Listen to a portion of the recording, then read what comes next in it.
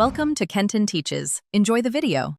In this video, I will explain how to drive a manual Jeep Cherokee. First, familiarize yourself with the clutch, brake, and accelerator pedals. The clutch is on the left, the brake in the middle, and the accelerator on the right.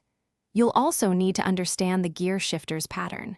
We'll start by practicing smooth takeoffs and stops on a level surface to build your confidence. The key to a smooth manual drive is mastering the clutch. You'll need to find the friction point where the engine starts to engage. Practice releasing the clutch slowly while adding a little gas. When shifting, listen to your engine. Shift up when RPMs are higher and down when they're lower. This helps prevent stalling and ensures a comfortable ride. When driving, anticipate traffic flow to reduce constant shifting. For hill starts, engage the handbrake, find the clutch's friction point, and then release the handbrake as you accelerate. This prevents rolling backward. Practice smooth braking by gently pressing the brake and downshifting as your speed decreases, maintaining control and efficiency.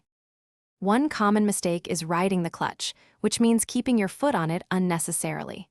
This causes wear, so only use it when shifting or stopping. For smoother downshifts, try rev matching by blipping the throttle slightly before engaging the lower gear. Remember, practice is essential. Stay calm, be patient, and you'll master your manual Jeep Cherokee in no time.